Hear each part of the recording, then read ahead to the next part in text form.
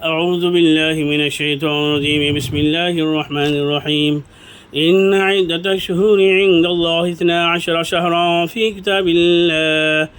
كتاب الله يوم خلق السماوات والأرض منها 4 حرم ذلك الدين القيم فلا تظلموا فيهن أنفسكم প্রিয় দর্শক, আমি সূরা তাওবা থেকে একটি আয়াত পাঠ করিয়েছি।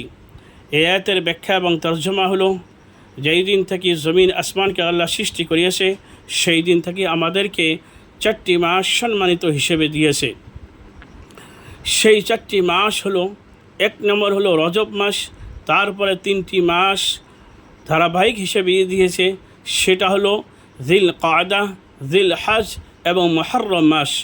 আফসোসের বিষয়, আল্লাহ তাআলা আমাদেরকে উপহার হিসেবে সম্মানিত মাস দিয়েছে 4টি, আর এই বিষয়ে আমাদের অনেক ভাই বোনেরা অবগত নেই।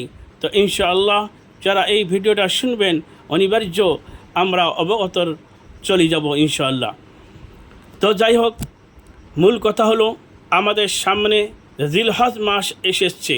জিলহজ মাসের কয়েকটি আমল নবী করিম সাল্লাল্লাহু আলাইহি সাল্লামের হাদিস থেকে প্রমাণিত আছে। তার ভিতরে আমি কয়েকটি আমলের কথা বলতেছি। যেহেতু জিলহজ মাস 4টি মাসের সম্মানিত মাস হিসেবে আল্লাহ তাআলা আমাদেরকে উপহার দিয়েছে, তার ভিতরে জিলহজ মাসও একটি মাস। তো ইনশাআল্লাহ জিলহজ মাসের কয়েকটি আমল আছে, আমি ইনশাআল্লাহ বলতেছি। 1 নম্বর হলো উযকুরুল্লাহ ফি আইয়ামিন মা'দুদাত, তোমরা আল্লাহর জিকির করে নির্ধারিত দিন এবং রাতের ভিতরে করো, এর মধ্যে ফজিলত অনেক আছে।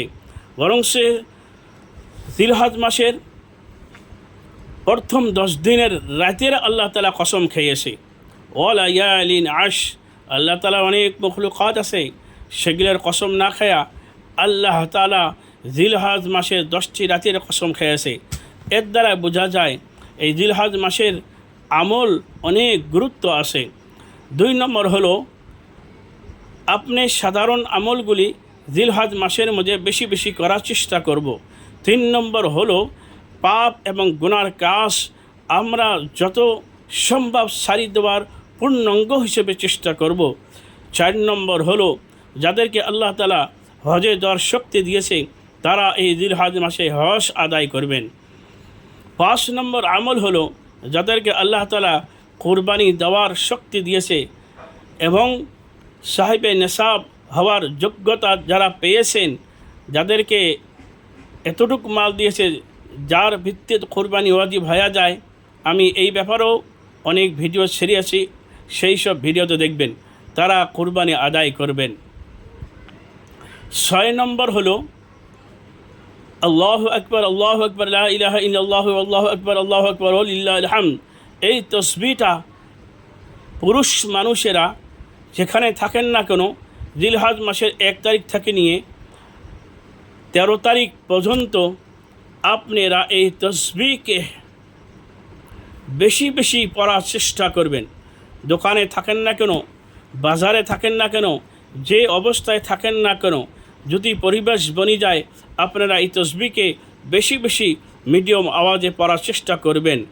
7 নম্বর হলো, যেটা আমল হাদিসের দ্বারাই পাওয়া যায়, আনি নবী সাল্লাল্লাহু আলাইহি সাল্লাম ইযা রাআইতুম হিলাল যিল হিজ্জাহ ওয়া আরাদা আহাদুকুম আন ইউদহিয়া ফালইউমসিক আন শা'রিহি ওয়া আযফারিহি, যারা কুরবানি দেওয়ার মনস্তাব করিয়েছেন তাদের জন্য নবী করিম সাল্লাল্লাহু আলাইহি সাল্লাম একটি আলাদা একটা আমল দিয়েছে। যারা কুরবানি দিবেন তারা যেন চুল এবং আশে নখ এইসব কাটবেন না, এবং গোপন চুলগুলোকেও কাটা নবী করিম সাল্লাল্লাহু আলাইহি সাল্লাম মানা করিয়েছে। এটি একটা মুস্তাহাব আমল, একটি নবীর সুন্নত। যারা কুরবানি দিবেন তারা যেন চুল এবং আশে এবং গোপন চুলগুলো কাটবেন না। হ্যাঁ, আপনারা জিলহজ মাসের আগে জিল কায়দা মাসের লাস্টের দিকে চুল যদি বড় হয়ে থাকে, সেই চুলগুলো ছোটো ছোটো করে নেবেন। আর যদি চারা বড় হয়ে থাকে, মানে আশে বড় হয়ে থাকে, সেই আশেগুলি আপনি জিলহজ মাসে জিল কায়দা মাসের লাস্টের দিকে কেটে ফেলে দিবেন।